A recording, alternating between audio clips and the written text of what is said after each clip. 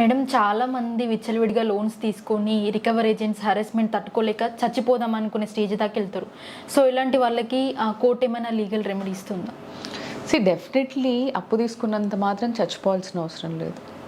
అంత స్ట్రెస్కి గురైపోయి ఫ్యామిలీని ఇబ్బందుల్లోకి పడేసి మీరు చచ్చిపోతే రేపు ఫ్యామిలీ రోడ్ మీద పడుతుంది. వాళ్ళని ఎవరు చూసుకుంటారు?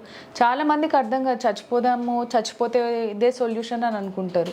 మీరు ఆ ప్రాబ్లం నుంచి మీరు ఎస్కేప్ అవుతున్నారు అంతే. ప్రాబ్లం రిజాల్వ్ అవ్వదు, అది ఇంకోళ్ళ మీద పడుతుంది, మీ భార్య మీదనో పిల్లల మీదనో పడుతుంది. ఓకే, వాళ్ళు రోడ్డును పడతారు.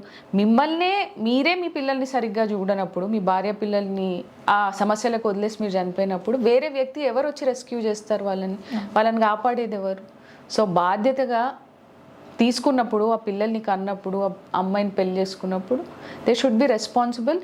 అప్స్ అండ్ డౌన్స్లో, లాసెస్లో కూడా వీళ్ళు కాపాడాల్సిన అవసరం ఉంది. అట్లాంటప్పుడు డెఫినెట్గా కోర్ట్స్ని అప్రోచ్ అయితే, చావే శరణ్యం అన్నిటికీ కాదు కదా, ప్రతి ప్రాబ్లంకి, అసలు ఏ ప్రాబ్లంకి అవ్వదు.